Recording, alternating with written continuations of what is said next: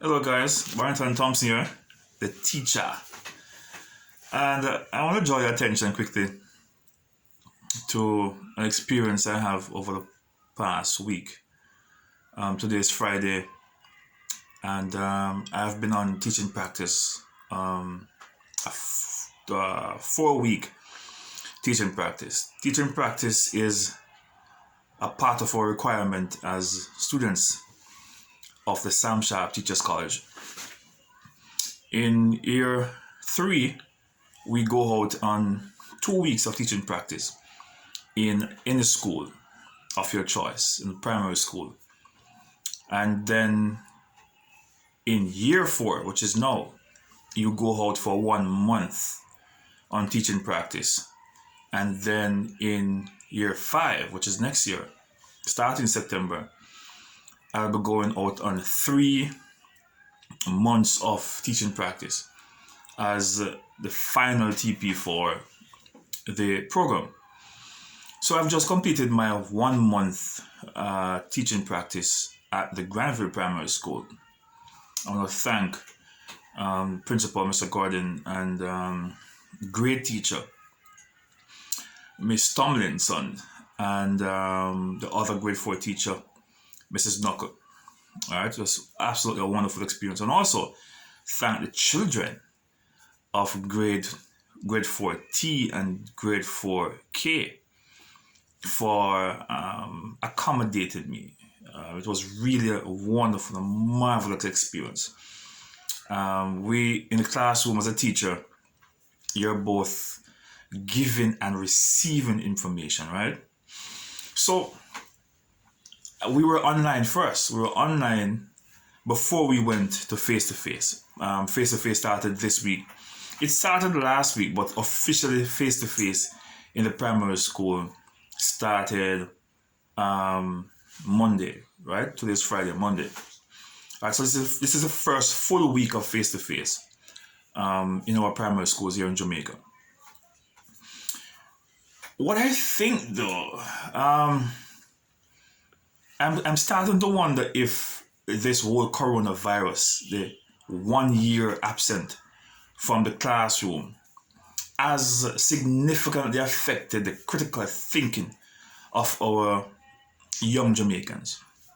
I've heard a number of commentary on the effect of the coronavirus on the Jamaican education system. And I'm not the one to say I believe that we're going to be less literate coming out of Corona. I don't think so. Yes, the Corona does have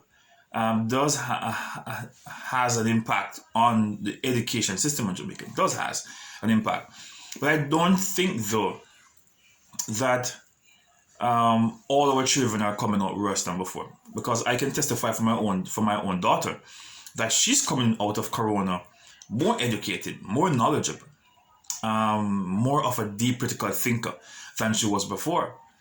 Not just because she's growing older and she has grown 1 year older since Corona, but the fact that we took time our mother and I took time, and I want to commend her mother for the wonderful work that she has done with her during that 1 year period since Corona. We could almost say 1.5 years now since Corona. Our mother has been a marvel. No, not 1.5 years as yet. I think March was 1 year. April, May, June. Just the first 1.25 year since Corona. Our mother has been tremendously wonderful in helping her to break concept. In her writing is better, her reading is better, her language use is better. She's better with sight words. She's doing good overall. Overall, she has been a more developed student than she was before Corona. And I know a number of other persons, other parents could say, yes, my daughter has improved since Corona, or my son has improved since Corona. But yes, there are those who were disenfranchised for a number of reasons. There are those who were not able to get online because of internet problem.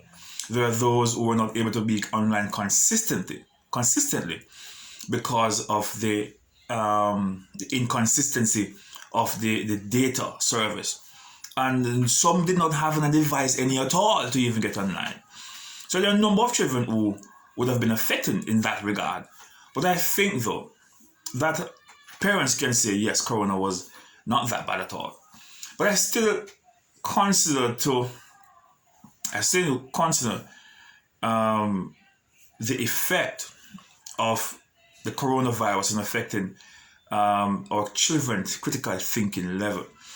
I'm beginning to wonder if that 1 year absent from school has caused them not to be that deep thinker as they were in the classroom. Yes, they were engaged online, and a number of teachers, and they were resilient. They were,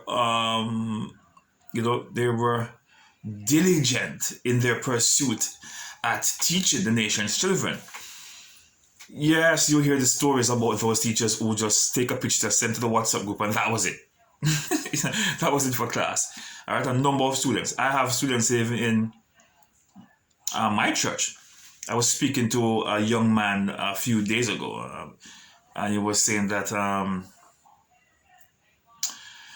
he's not understanding the concept because the teacher is moving so fast. All right, and this is the testimony of a number of students. All right, so we get it that a number of teachers just don't care. They just take pictures, send the work. That was it.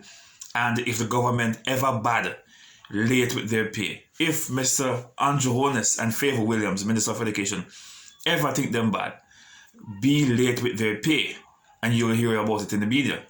All right, so some of these teachers are disgrace of the system in a way. All right, I've just said it. A number of our teachers are a total disgrace to the education system. They never want to be teachers in the first place. They went to college because it was just convenient, and they did a teaching diploma or teaching a bachelor's in education, and they come out and unfortunately they're in our classrooms and they care nothing about the teaching, nothing about the educational development of our children. It is fact.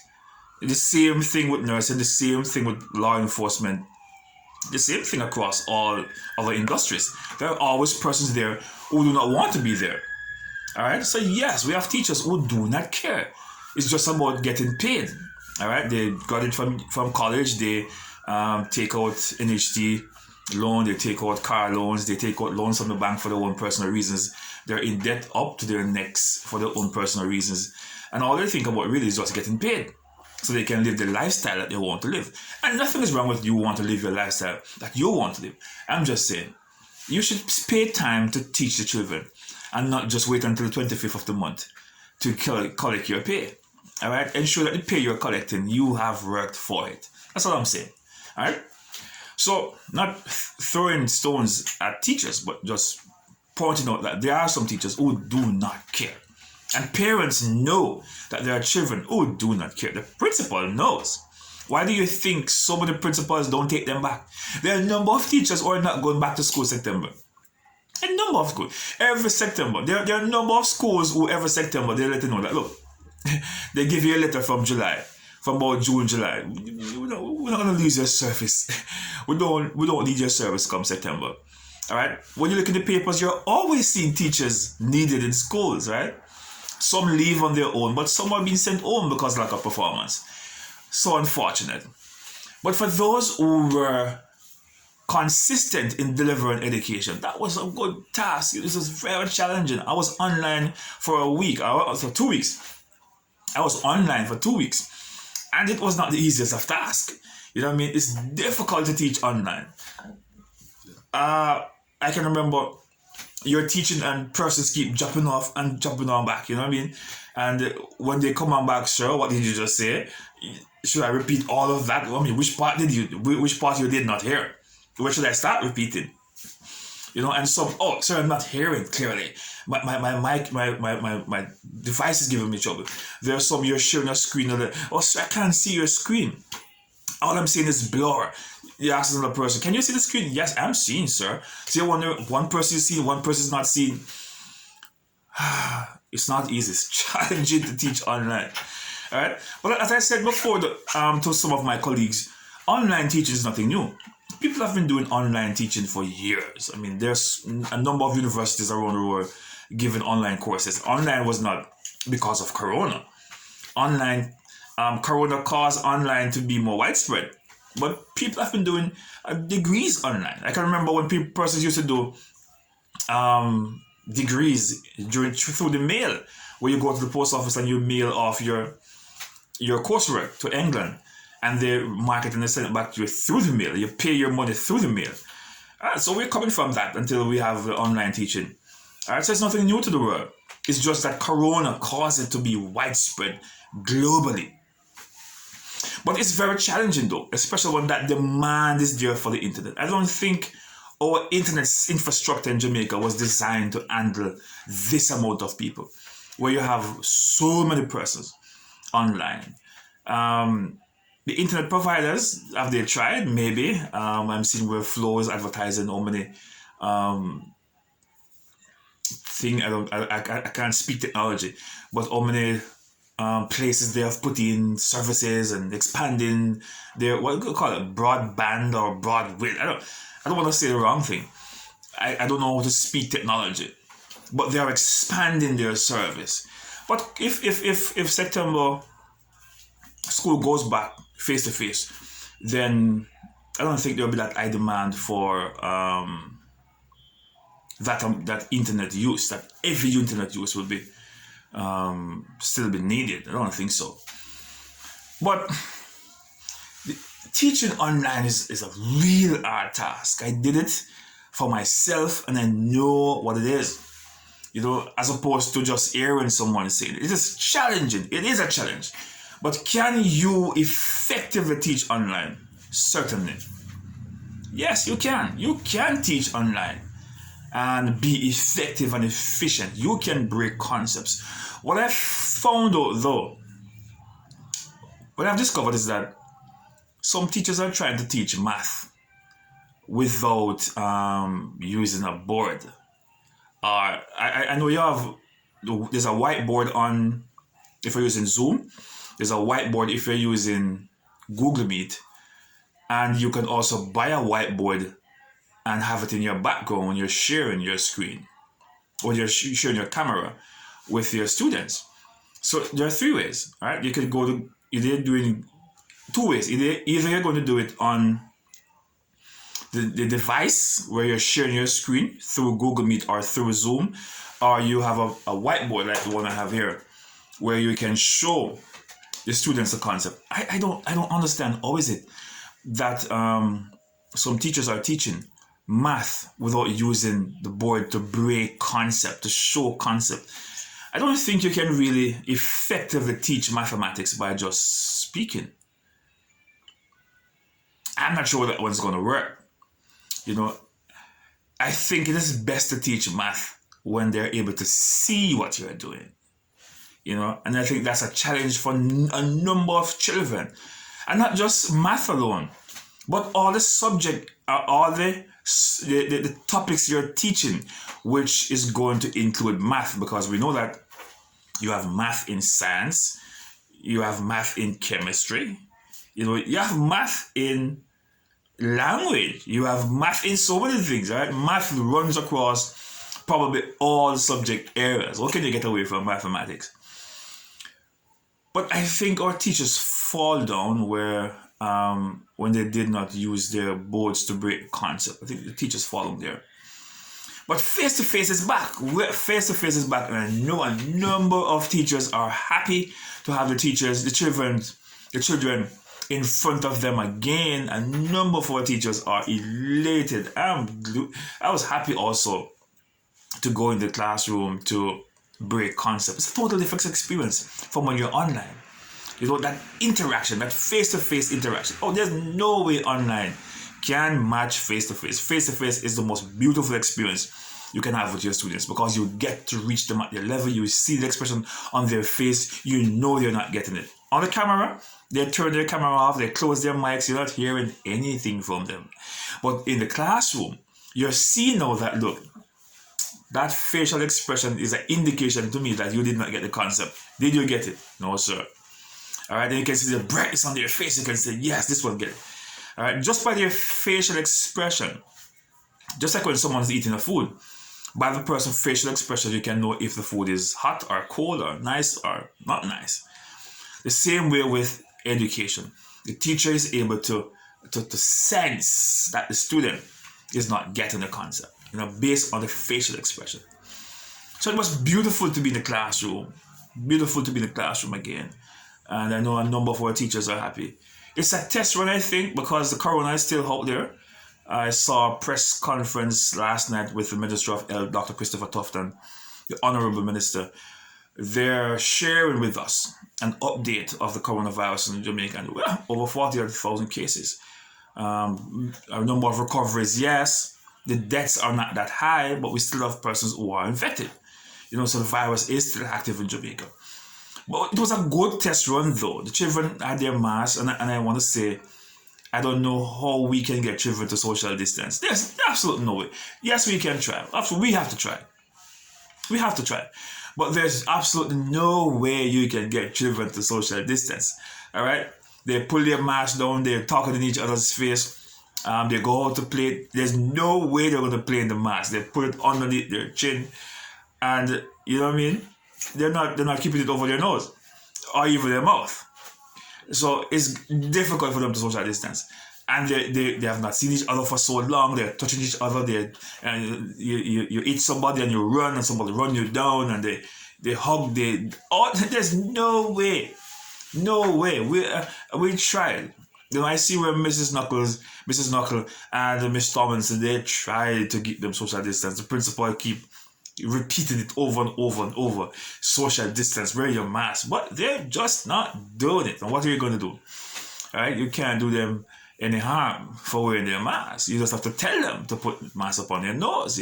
And they turn your back. They pull it down. What are you going to do? All right? You can't hurt them because of that. They're children. You have to allow them to be, unless you're going to send them home back to their parents. That's all you can do. But they're just going to do it any way you want to check it. It's difficult to get children to social distance, but we have to try anyway. And so they did pretty good. They did pretty well. It wasn't all that bad. Yes, there's always this one who, it doesn't matter how many times you say to pull your mask up. The moment you turn your back, push it. You always find them. But I'm just hoping and praying that there's no reported case. There's no breakout across the country, and so that the school can take time gradually to reopen. Because I would love to be in the classroom come September. Oh man, beautiful experience. I want to get back into the classroom. I love teaching. I need to get back into the classroom. And so I'm looking forward, and I'm praying to God and hoping to God that I will be able to be in the classroom September, to be able to teach the nation's children, to share knowledge, to learn from them, and to let them learn from me, and to share that information. It's a beautiful place. The classroom is a place where magic takes place. You know what I mean? Concepts are broken. Children are excited. New body of knowledge is being exchanged, and they're learning, you're learning, and it's just a wonderful experience. It's just an explosion, of intellect. I like the classroom. So I'm just hoping and praying that there'll be no breakout of the virus from this particular experience, and that school will resume for September. So, with that said, I just want to share my experience of my first week of face-to-face teaching as a part of my requirement for the bachelor's program at the Sam Sharp Teachers College. It's a beautiful experience to be a part of a Sam Sharp family. It is wonderful for me to be a part of the college experience at a time like this. Sam Sharp Teachers College is a wonderful opportunity to be on campus, to be able to get my qualification through that noble institution named after one of Jamaica's greatest national hero, Samuel Sharp, a Baptist deacon and a champion for social justice. God bless his soul. And it is also beautiful to be on campus, to the rich body of knowledge you get when you go through the Sam Sharp Teachers College. When you get a degree from Sam Sharp Teachers College, you are well learned. You're exposed to a wide body of knowledge out there. All right, the lecturers are wonderful, the atmosphere, everything is wonderful. Well, the only thing is not wonderful is the school fee. Of course, the school fee is never wonderful. All right, that burn out your pocket. But it is an investment, and so you have to, as old people say, you suck salt through a wooden spoon, and you get it done. I spy a great man reach and kept, not attained by a sudden flight, but there where their companions step, toiling upward through the night. And so we have to know that. Labor for the learning before you go whole. Learning is better than silver and gold. Silver and gold will vanish away. But a good education, I tell you, my friend, will never decay. God bless.